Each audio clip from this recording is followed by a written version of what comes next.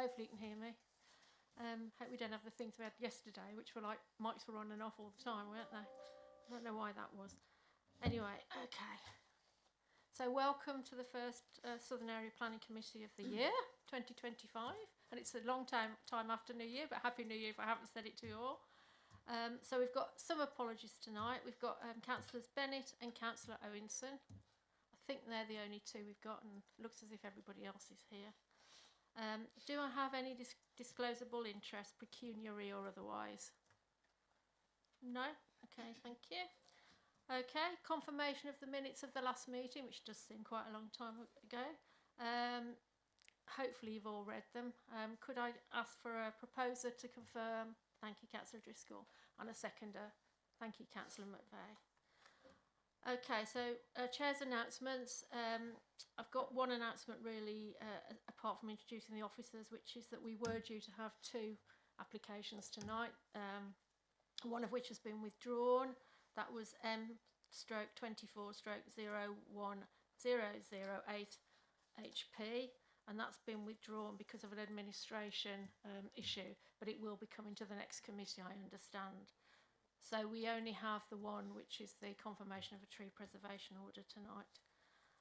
Officers, we've got Kieran Power over on the left, Head of Development Management, Chris Lewis-Farley, Tree and Landscape Officer, Rachel Cherrington-Walker, Legal Advisor, and Alison Freeman, Democratic Services Officer.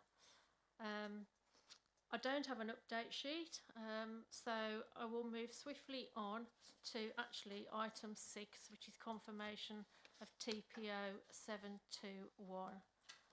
There was a site visit yesterday, and thank you to those members who attended. I thought it was valuable to be there and to see the site. I'm going to hand over to Chris now to do his presentation on the proposed TPO. Thank you, Chris. Thank you, Chair. This item on the agenda relates to the confirmation of a tree preservation order at Aberley House, 56 Worcester Road, Malvern. The order was created to prevent the removal of a mature variegated western red cedar. The order was created in direct response to the submission of a conservation area notification by the tree owners for the tree's removal. On your screens you will see the site location circled in blue. The red circle within that line shows the location of the tree concerned. The second slide shows a close-up version of the same. The third slide shows an aerial image of the site with the protected tree marked in red. This is a copy of the tree preservation order map, which was served as part of the order.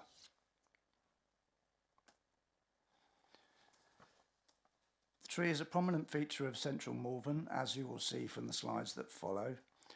These photos also form part of the appendices to the committee report.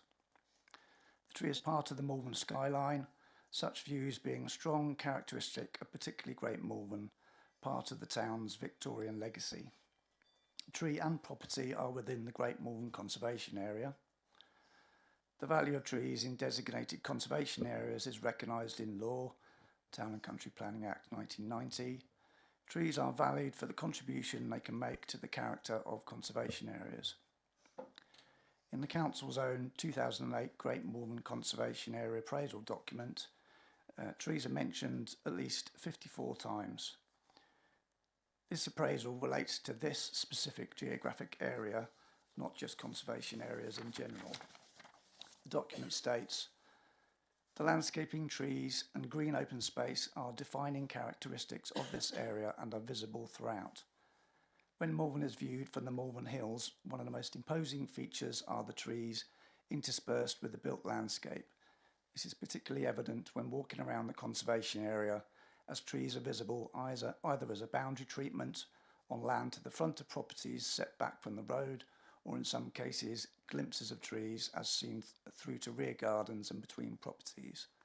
The trees and green space play a particularly important role within the overall architectural style as they add an imposing quality to the plots and the street scene, which enhances the architecture and highlights the sense of closed space. The document continues stating, the retention of trees and landscape gardens will be encouraged in the conservation area. This particular issue is addressed more fully in sections 3.13 to 3.19 of the committee report you have in front of you. But with these issues in mind, it would seem counterintuitive to allow the removal of a well-established tree such as this, unless of course it had been adequately justified. What reasons for its removal might there be? Is the tree too tall? This would be a matter of perception only, not fact. In your officer's opinion, it is not too tall. Indeed, the height of the tree is considered to be a positive attribute as it increases its level of prominence. Does the tree cast an unacceptable amount of shade? Again, this is a matter of perception only, but it's worth bearing in mind that this is and always will be a columnar tree.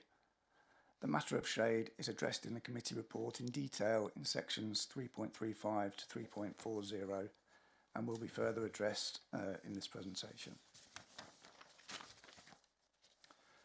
Does the tree obstruct views? While the tree may be visible from the perspective of a small number of windows, views of the tree would be peripheral at most. The greater proportion of the views from the eastern and arguably the most important elevation of Aberley House and Sidmouth House are unaffected by the presence of the tree. Indeed, the southern elevation of Sidmouth House facing the tree contains no windows at all, and the northern elevation of Aberley House contains small windows only, a significant proportion of which are obscure glazed. Has the tree damaged the fabric of the neighbouring buildings, i.e. caused subsidence? No, it has not. Is the tree likely to damage the fabric of the buildings in the future? Based on the background knowledge and the oversight of in excess of 18 years worth of tree applications, there have been no applications received by the Council concerning subsidence of buildings in the immediate locale, and this is despite the very dry summers we've been experiencing lately. For clarity, the only way a tree can damage a building, as in through subsidence, is through the extraction of water from a shrinkable clay soil. The evidence points to the conclusion that this tree cannot cause subsidence to these buildings because it is not on a shrinkable clay soil. No site-specific investigations have been undertaken to demonstrate otherwise. The matter of subsidence is addressed in full in sections 3.71 to 3.77 of the committee report. Has the tree damaged nearby structures? It is clear that the tree has lifted some paving slabs in one specific location. This could straightforwardly be addressed alongside the retention of the tree. Will felling the tree mean that this expenditure would be avoided? No, it would not. Even if the tree is felled, the path would still have to be repaired in the same fashion. There would be no financial saving through the removal of the tree. It is important to also highlight at this point, and as you will see from later slides, that there are many parts of the path that leads from the front of Aberley House, past the northern edge of the building, across the gardens and down steps to the car park associated with the property that are uneven and represent trip hazards. The majority of these were not caused by the tree. The presence or retention of the tree is not preventing and has not prevented these issues being addressed. This matter is dealt with in some detail in sections 3.27 to 3.33 of the committee report. Turning to the question of whether the tree has had an impact on the nearby retaining wall separating Aberley House and Sidmouth House, and this is dealt with in detail in sections 3.64 to 3.70 of the committee report. There is no evidence present on site showing that the tree is causing damage to the wall. However, what is clear, and as will be evident from the slides you will see shortly, the wall is in a poor state of repair. There are large holes in the wall that used to contain mortar. It is therefore not surprising that stones have fallen from the wall. There is little mortar to prevent them from falling. The chances of the wall, if not appropriately maintained, eventually being distorted by the soil piled against the back of it are high. This is, after all, a retaining wall designed to retain the vertical bank behind it. The risk of this, of course, would be minimised if the wall was appropriately maintained. In addition to this, I would suggest that rather than the presence of the tree being a negative factor, instead its root structure is actively holding or binding the ground together, thereby reducing the chances of the wall distorting rather than vice versa. Turning to the matter of tree safety, as detailed in the committee report, sections 3.49 through to 3.56, the tree has been inspected by the Council's qualified arboriculturalist. The tree is in good health, with no signs of disease, decay, damage, fungal activity or stability. There are no indications present that suggest the tree would fail. No qualified opinion has been provided to demonstrate otherwise. While it is true that the tree stands in proximity to buildings and gardens, this is also the case for many trees throughout the town and district. A tree's proximity to people or property is not considered justification for the removal of an otherwise healthy tree. If this line of thinking were followed to its conclusion, the town and district would be bereft of its arboricultural diversity and interest. Removal of a tree of this stature because of a speculative opinion as to future risk would, it is suggested, set a dangerous precedent. I would like to clarify at this point, particularly as this matter has come up during discussions about the tree under consideration today, the presence of a confirmed tree preservation order would not mean that no works or even the removal of the tree may not be appropriate at some time in the future, nor is the TPO intended to prevent such works, if and when the time comes. However, the removal of the tree is neither considered necessary nor justified at the present time. Having said this, your officers would certainly support works to the lower canopy of the tree, i.e. a crown lift. A crown lift would serve a number of purposes. It would provide clear separation between the lower canopy of the tree and the single-storey northern element of Aberley House. It would increase the amount of reflected light being received by the single-storey northern element of Aberley House. It would increase the amount of direct sunlight being received by the lower floors of Sidmouth House. Light would be able to pass under the canopy of the tree. Light levels would also be improved if the vegetation on the boundary between Aberley House and Sidmouth House were kept to a reasonable height. It would increase the amount of reflected light reaching Sidmouth House, and it would also improve the symmetry of the tree, as some of the lower branches are not completely horizontal in habit but loop up at their ends on the southern side of the tree. The officers would also support light trimming the northern portion of the tree's canopy where it is in proximity to Sidmouth House. Your officers would happily help the tree owners put together a suitable specification for works. Of course, if after the tree works have been carried out and the situation has been reviewed after time has passed, there would be nothing to prevent the tree owners submitting an application in the future for the tree's removal. Bearing all aspects of this situation in mind, the tree's size, prominence, town centre location, and all issues raised in representations made, the proposed removal of the tree is not considered to have been adequately justified, and it is your officer's recommendation that the tree preservation order should be confirmed in order to prevent its removal. I'll now show some photos of the tree and its surroundings, but I'm of course happy to answer all and any further questions you may have about this matter. This is a view from the tree from Worcester Road, taken during the summer months. It's a view also from the Worcester Road. I'll draw your attention to the self-set sycamore right on the frontage of the site. That's referenced in the report. Your officers would have no objection to the removal of that particular tree.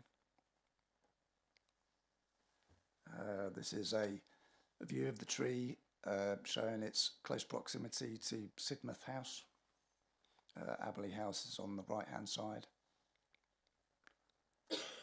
This is a view from the rear of Sidmouth House,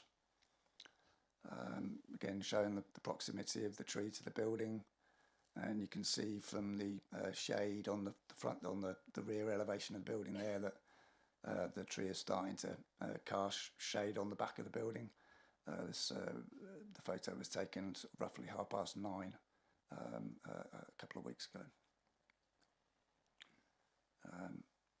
Again, looking at the rear of Sidmouth House, you can see there's various bits of shade on there, some dappled shade from other trees, but the shade on the most southerly end is obviously cast by the tree in question. This is a view taken from the lower ground floor level in the grounds of Aberley House.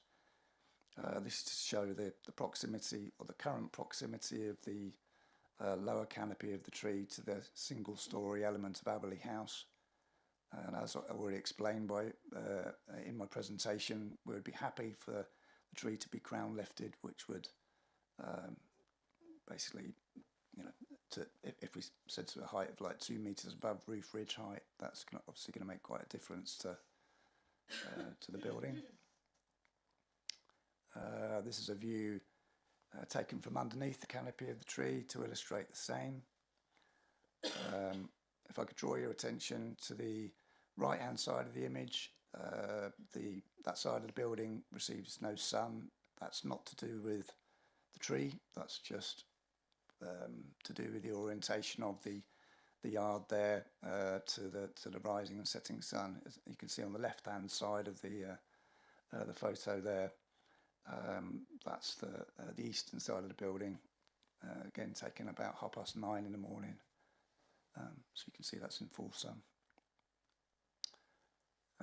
This is a view of the lower canopy of the tree. You can see there's fairly dense vegetation below the canopy of the tree. There would be nothing stopping the property owners reducing the height of that to allow more light to sort of reach Sidmouth House, which is in behind. This is looking at the single story element of Aberley House.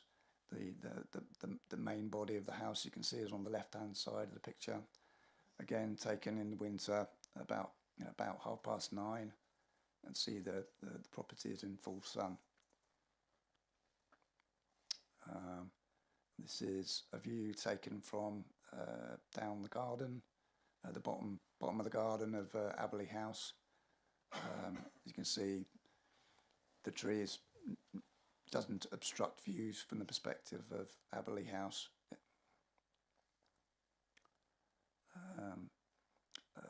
Another view of the property showing it in full sun. You can also see the northern elevation there, and you can see the number of windows in that particular elevation, several of which are obscure glazed. And this is a view taken from underneath the canopy of the tree, sort of looking across the back of Aberley House to sort of give an illustration of how much of the tree might be seen from the perspective of the windows in the building there. This is the yard associated with the lower ground floor of Aberley House, through which people would pass from street level. So come down steep steps across this yard. You can see it's what is commonly called crazy paving,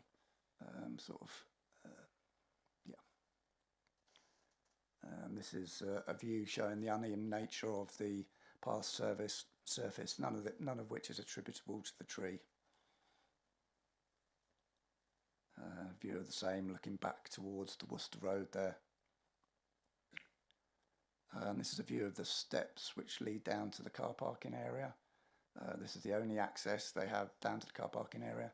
Again, none of this is just to show this damage is present, but none of this is attributable to the tree. Now in the centre of the picture there, this is the only bit of damage which is attributable to the tree. You've got sort of those, like a line which sort of radiates out from the base of the tree, lifting the paving slabs. Another view of the same taken last year during the summer. And another view of the same, slightly different angle. This is looking at the retaining wall between Sidmouth House and Aberley House. It's included to show the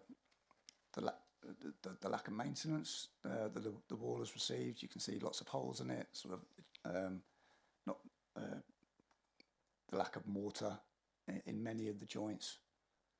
This is a close-up of the same. This is a view down the side of Sidmouth House, looking towards the Worcester Road. The self-set sycamore is at the back of the photo there, centre at the back. This is to show that to illustrate, to show that the wall is not being distorted in terms of the angle that it's proposed. And this is another photo showing sort of the general state of the wall. This last one is just a compare and contrast, really. This is a wall elsewhere in the Great Malvern Conservation Area, sort of showing what the wall would look like if it was, maintenance had been undertaken. Okay, that's all for me. Just to reiterate, as your officer's opinion, that this order should be confirmed and that therefore the tree retained and protected. Thank you. Thank you, Chris, and thank you for that detail of the pictures. I think that's really useful, particularly for people who don't know the site as well as some of us do. So I'm going to turn now to public participation. We don't have a parish council representative. We have objectors, Elizabeth Senior and Gary Williams. Elizabeth and Gary, you're going to share your 3 minutes, about 1.5 each. Okay, would you like to go? Why don't they have 3 minutes each? Because it's 3 minutes. It's always the same. No, it's always the same. It's 3 minutes in total, every time. It's what we do every time. But it's been like that for us. It's 1.5 each, yes, because it's 3 minutes allowed for the objection, 3 minutes allowed for somebody who's supporting. So it's the same whether it's one person or two, or even three if they want to split it even further. Anyway, could I ask you to come up to the table? Thank you.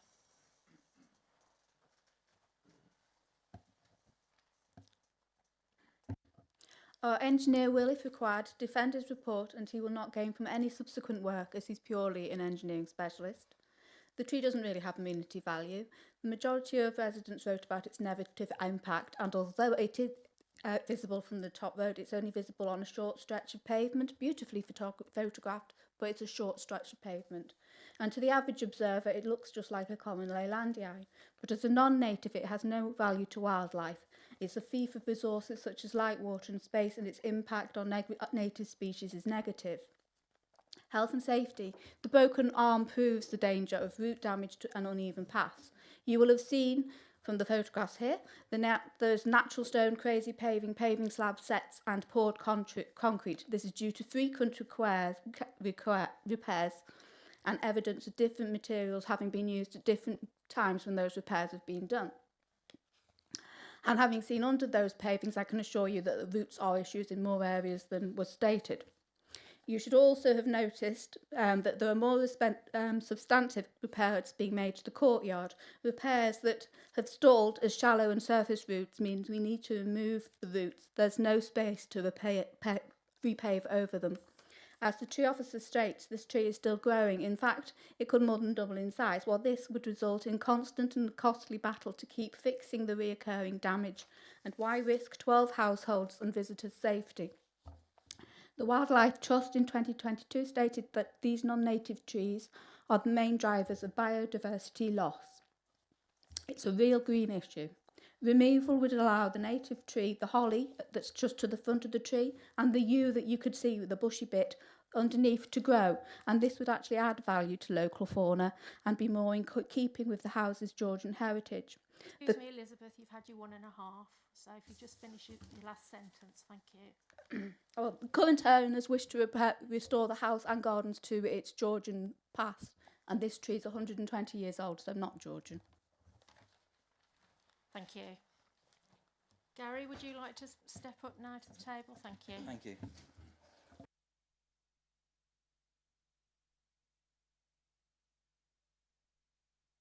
Sorry. Can you hear me? 1.5 minutes starts now. I'd like to go over the points of repair that have been made so much of. We're waiting a decision today so we can, hopefully remove the tree, remove the root cause of all the problems, including our loss of light to the households. The solution put forward, using a suitable pole pruners, standing underneath the tree and pruning the canopy and a couple of branches, just won't cut it, excuse the pun. There are real health and safety concerns that we have. As directors, we take our jobs very seriously.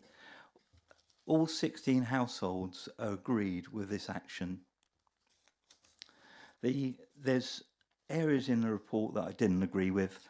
I've only got seconds to go over this. I haven't got any more.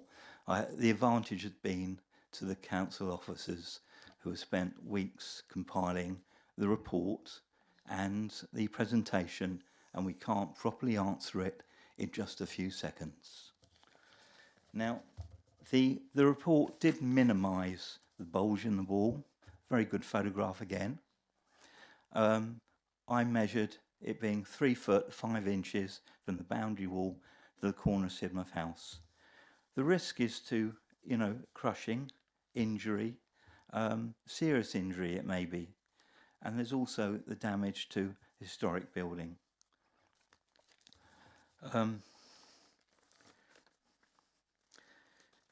If the officer report has been internally reviewed, I'm not sure it has, but maybe some of the anomalies that we found may have been corrected prior to giving to the members at this committee. Gary, sorry to stop you again, but you've had your 1.5 minutes. Just finish your point.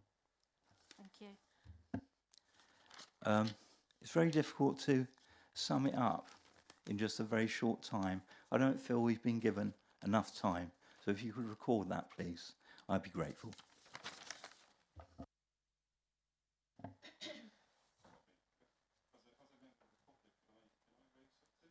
No, no, you're not registered to speak. I'm really sorry. There's a deadline for members of the public to speak. Sorry. Well, there are rules. No matter what. Sorry. There are rules that we abide by, and it's the same for every planning committee. There are times when people. Yes, they are written down. Yes, they are written down. I think it's to protect the officer decision. I'm sorry, you can't. You're not allowed. You can't.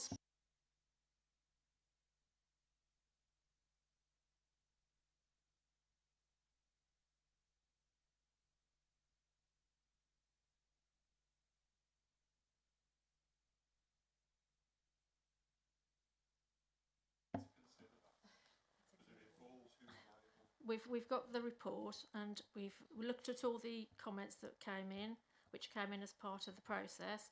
The rules for planning committee are that any objectors or supporters have 3 minutes to speak. That's one. So if there's 2 speakers, it's 1.5 each, and you have to register by midday. So okay, thank you. We've got the point. I'm now going to open it up to the 2 ward members. So Cynthia, Beverly, who'd like to go first? Thanks so much for the presentation from our officer and the representations from our residents.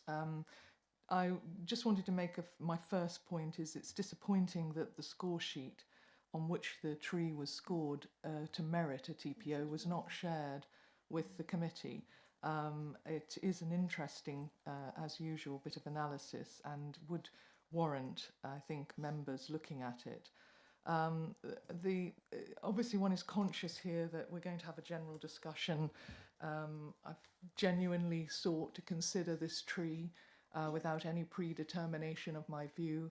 I think the first thing that strikes you on the site visit is the proximity of the tree to both buildings, 11'6" away from Aberley House structure, 11'3" from Sidmouth. It's very close.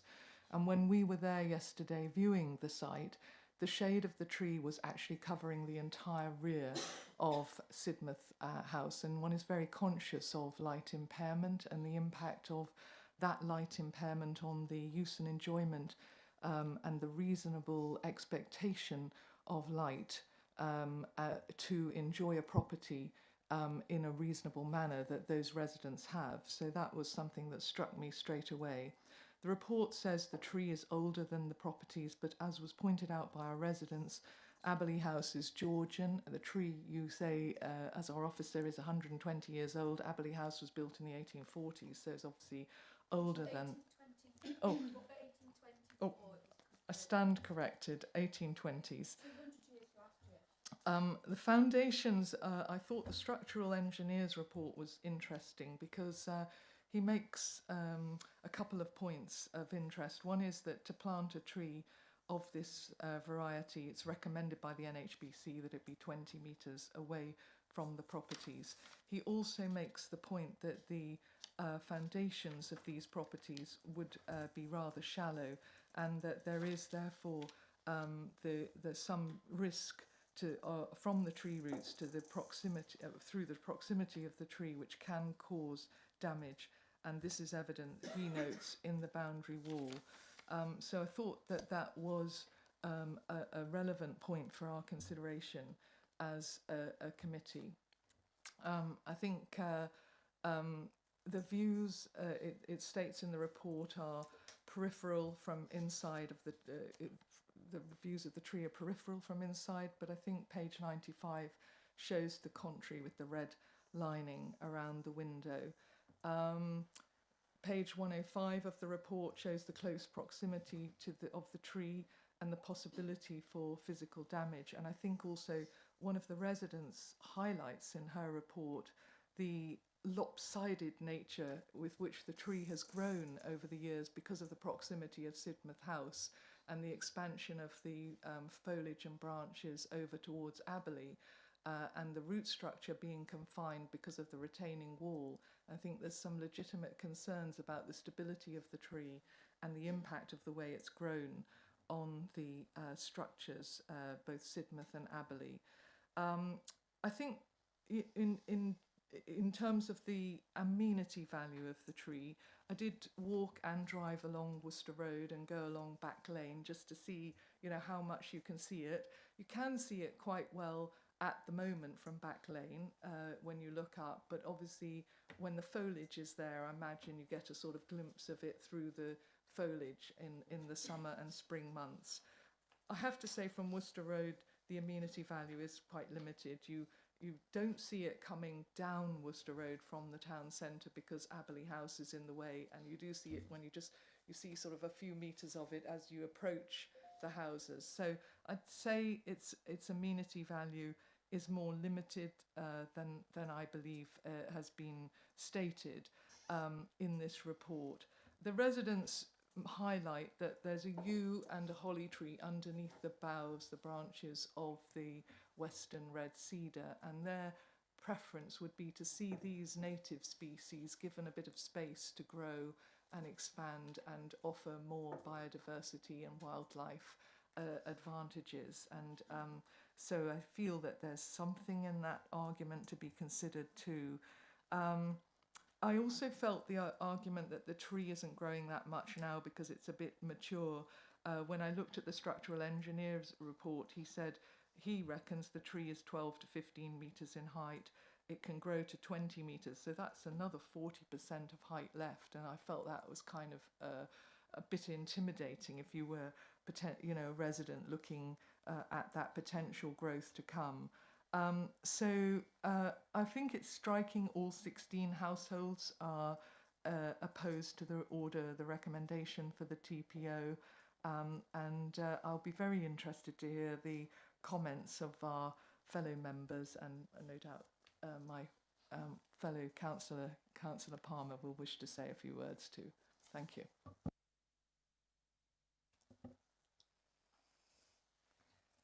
Well, first of all, I'd like to say that it's a lovely tree. It is. It's a beautiful example, but it's in the wrong place. It's too big.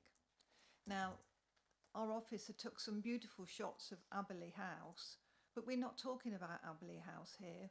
We're talking about the impact it has on its next door neighbour, Sidmouth. If you'd have taken the same photos of Sidmouth, you would not have seen the sunshine, because when we were down there yesterday morning, it was about 10 o'clock and the sun was just about to disappear behind the tree. Now this is on the south face of the tree, so that means it completely blocks the light out for the rest of the day for Sidmouth.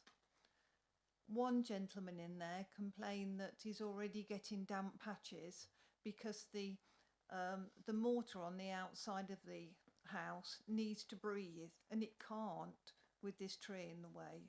He's getting it's causing problems because we're not having dry summers. We had a really wet one last year, so and his building just isn't drying out.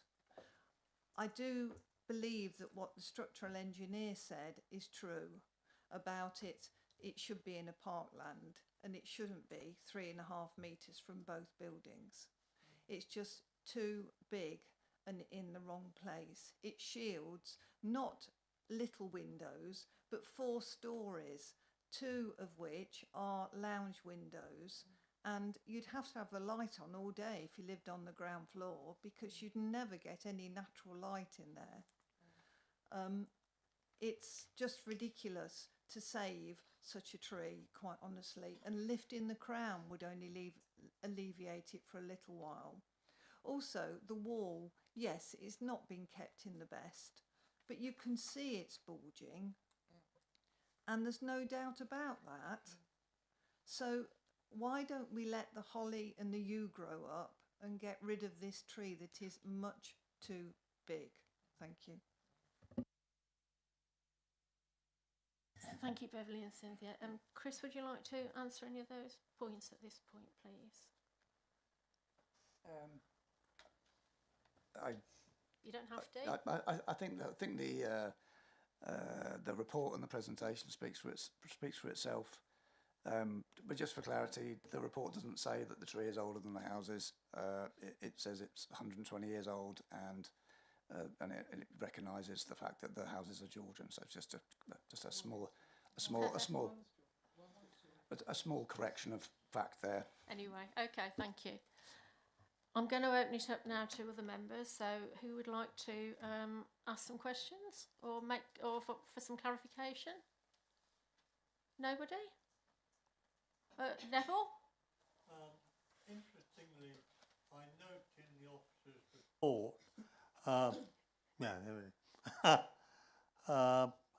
section 356 supports the argument that there is concern about the negative impact on biodiversity of this non-native tree, which says they understand supports little more than 1 or 2 species of insects or birds. Also, in section 359, this also supports the wish of the residents that it is preventing the growth of 2 adjacent native species trees which will flourish, provide better habitat where the conifer is removed. This is in the officer's report. For clarity, the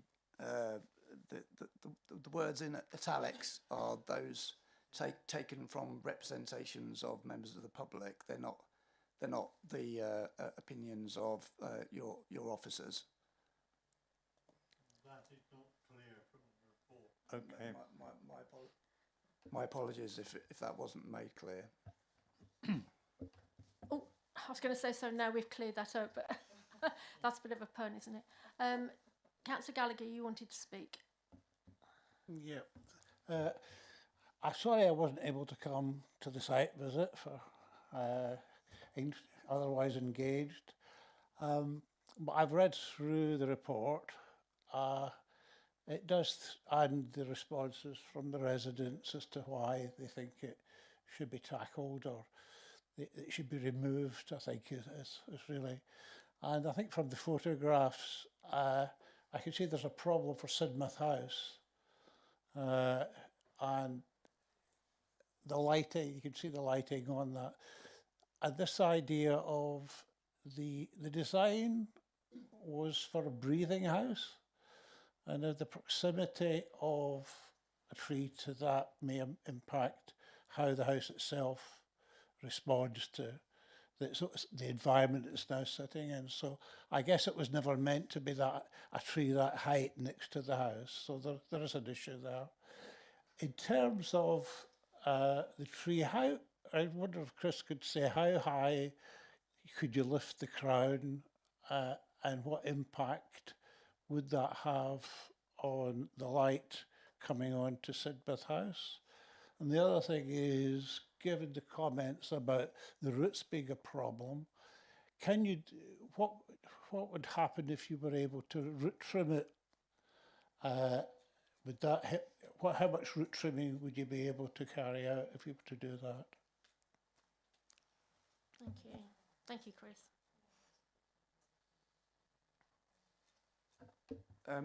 In terms of the crown lift, I mean, we have the benefit of looking at the tree from the perspective of the grounds of Sidmouth House. The grounds of Aberley House are higher than the grounds of Sidmouth House, so I mean, if you're looking past that white car, you've got the retaining wall and the ground goes up like this. So a crown lift of say to 4 metres above ground level on Aberley House side, which would be in proportion with the overall size of the tree, would take the lower canopy of the tree to roughly top of ground floor window height. So we're looking at lower ground floor windows in this photo, and ground floor windows because the ground slopes from the Worcester Road sort of in an easterly direction. So a crown lift would be roughly at the height of the top of those windows. So you'd be able to see clear day, particularly if the shrubbery, and which includes the small yew tree, which is not much more than a shrub at the moment. If that vegetation that was on the boundary was kept to a managed height, say a metre above ground level, there's no issue with overlooking there. Then that would make a big difference as well. In terms of root pruning is possible. Obviously, not extensive, but selected root pruning might be possible. An alternative would be not to root prune and to deal with any issues that might be evident through the selection of appropriate surfacing materials. Now, if the tree root has lifted paving slabs in the fashion that was shown in the photos, then to try and put paving slabs back over again I wouldn't say that would be a sensible course of action. But there are other types of paving that could be used on the path, which would mean you wouldn't get the edges that you get on a paving slab path, and the trip hazard issue could straightforwardly be addressed. Okay, thank you. Any other members wishing to speak? Just bear with me a minute, Beverly. I don't need to open it up to the others.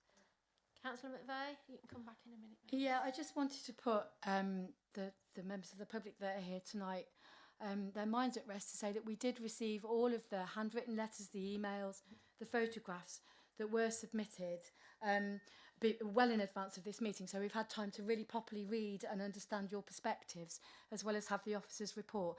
So I don't want you to think that wasn't the case. Okay, I just wanted to clarify. Okay, thank you. Yeah, Councillor Nielsen, Beverly.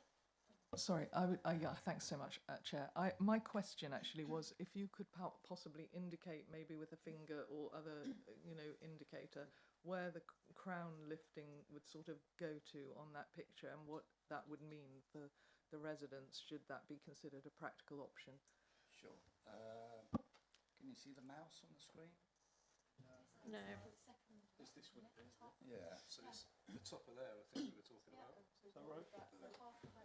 Shall I point? Yeah. Yeah, make sure I've got that right. You're not tall enough, Chris. You're on my stacked heels.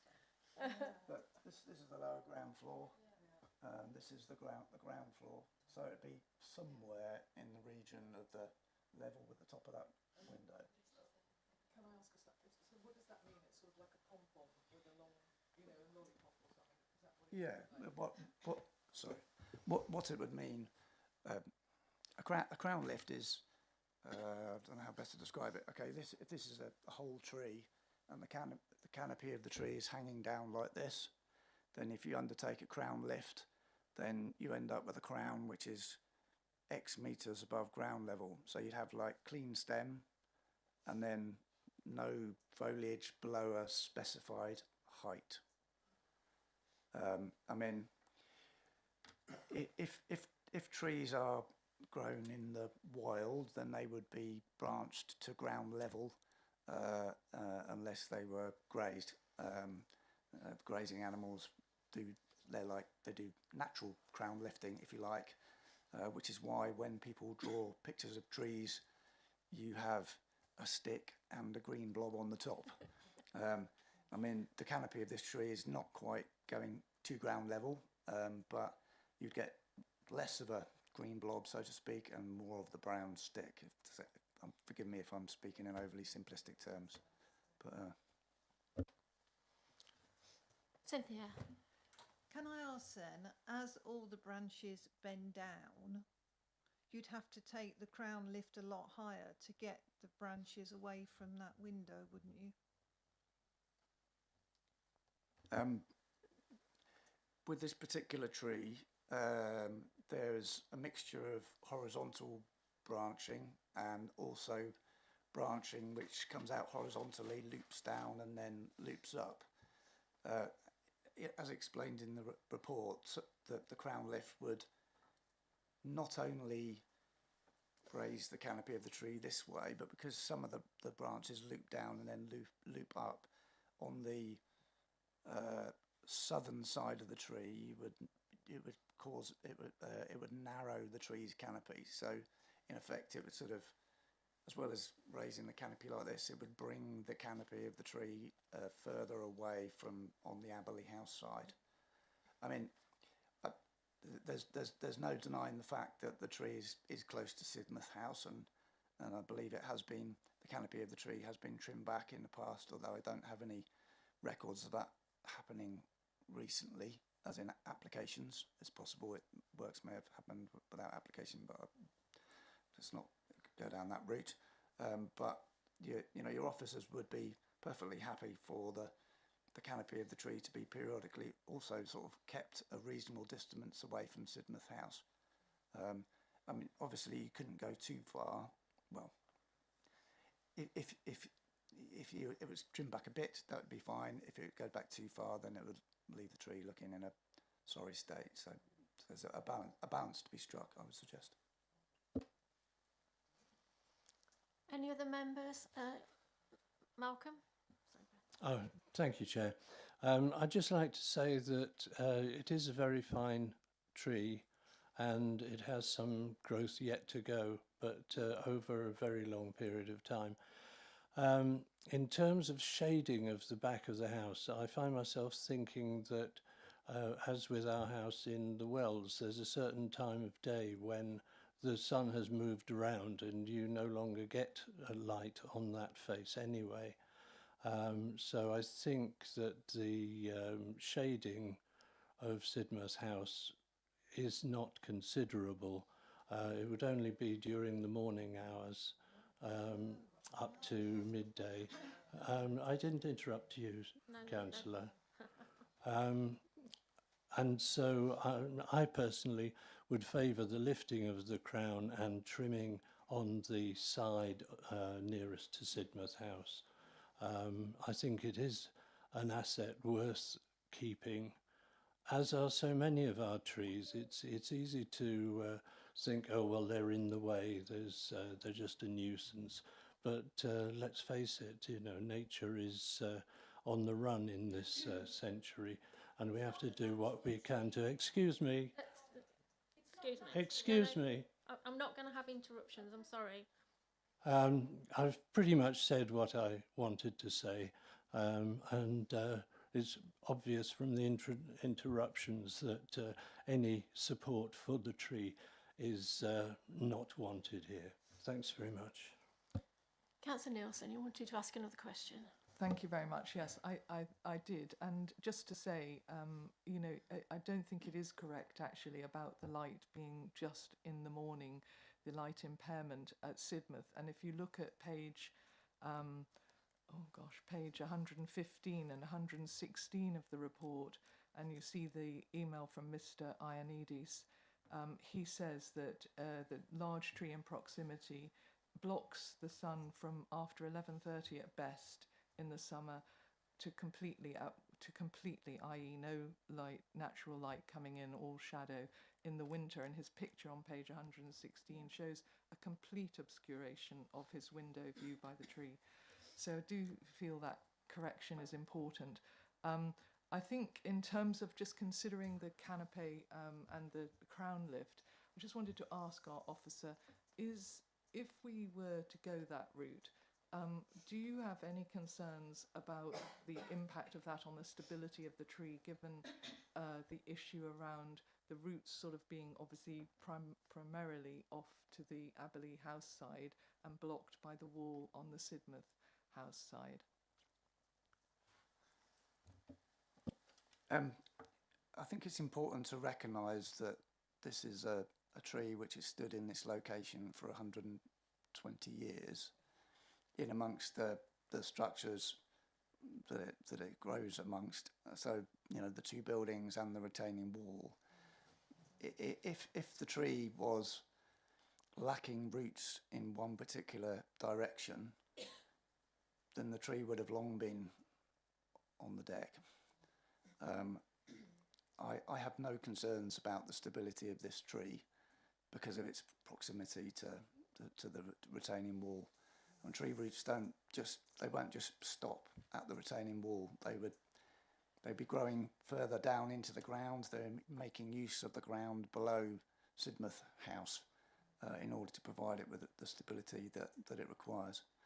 In direct response to your question about would I feel that the crown lift would affect the stability of the tree? No, I don't believe that would affect the stability of the tree. Councillor McVeigh, I'll take next. Thank Because you. I've given you several, yeah. I think that it's important to say that a TPO isn't there in perpetuity. This tree could be brought back to a future committee for another application for it to be removed entirely, and also for works to be done if we agree that the best option is to raise the crown. So just picking up on what Councillor Victory said, surely raising the crown or a crown lift, I'm not sure what the technical term is a better option than destroying what's described as the only tree of this particular species and size in Malvern that's in a conservation area, and in what's been described, this is Malvern, as a town of trees with buildings in between. So at this point in time, I know perhaps the conversation hasn't finished, but I'm minded to go with officers' recommendations at this point. Okay, thank you. Do you want to make a proposal at that point, or shall I? Actually, I would, yeah, if I Okay, can. Thank okay. you. So Hang on, I've got people. Bear with me, because I can't take a proposal and then accept other. So, Malcolm. I was just trying to point out that Martin's had his hand up. Okay. Okay. Natalie, I'll come back to the proposal. Martin. Yes, thank you, Chair. Thank you for your presentation. I just have a question. If we do lift the crown, and apparently there are two trees underneath it, what effect will that have on those trees, please?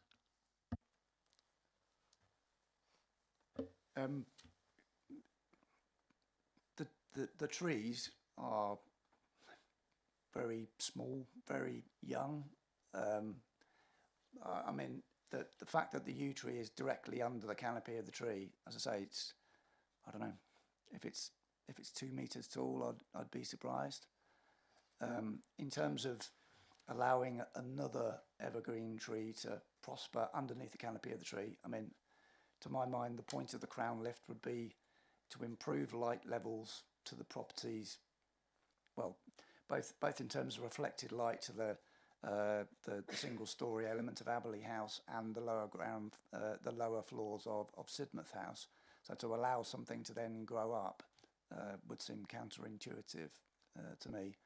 I mean, these are extensive grounds, and if trees with higher biodiversity value were desired by the residents of the property, I mean, it's not all just about trees, shrubs. Then, there is plenty of opportunity for planting elsewhere within the property.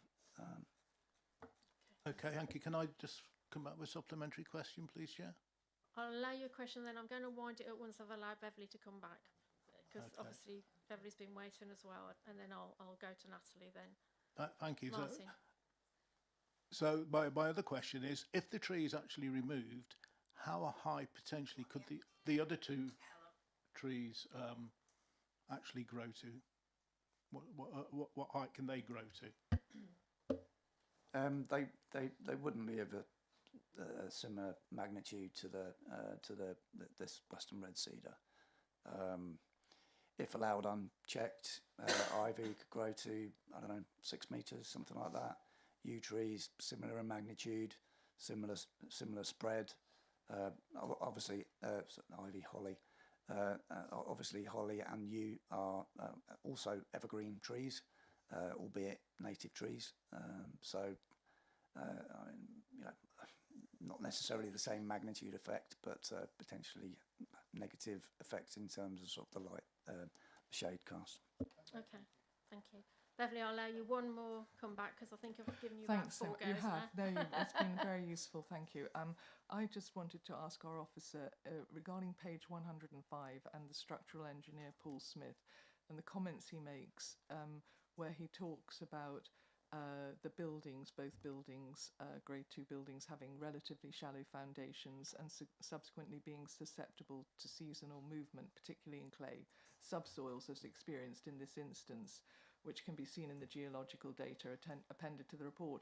He then says the close proximity of the tree can also cause physical damage to the main buildings, and indeed some damage has already been sustained by the boundary wall. I just wanted to ask you, do you feel confident that the structural engineer is wrong in that analysis?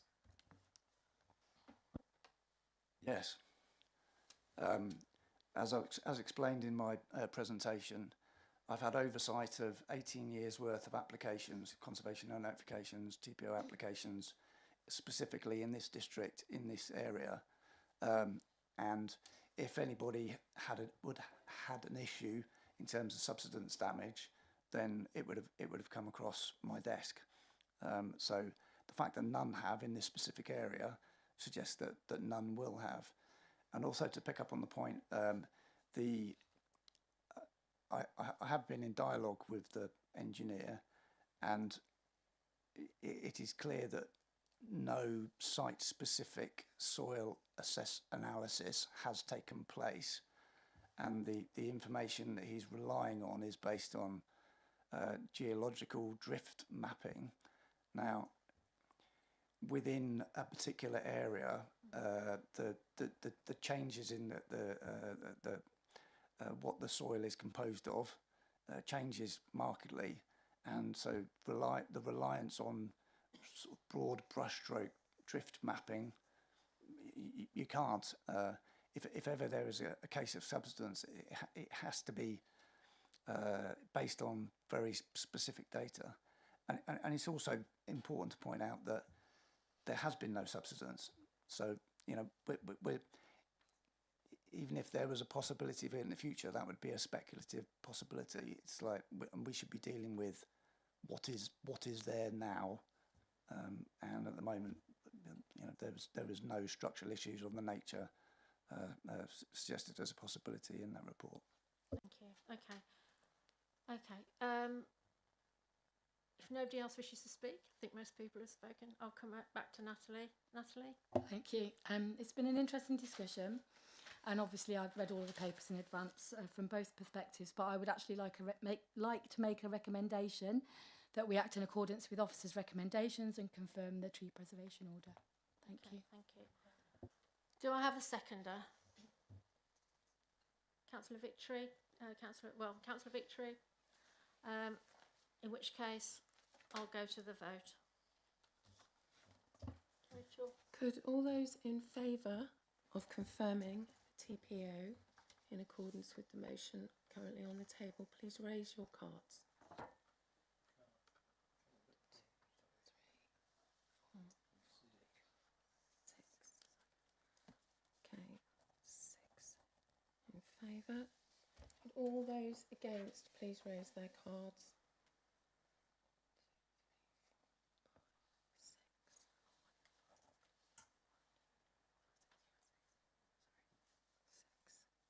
Abstentions?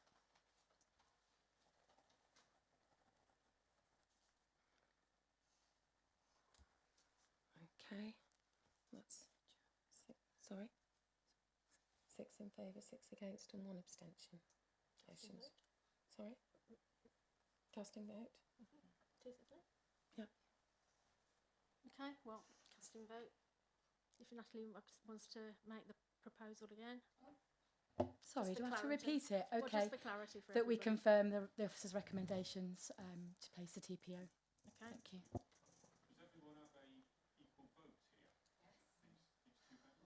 Yes, we all have an equal vote. Yes, we've all voted.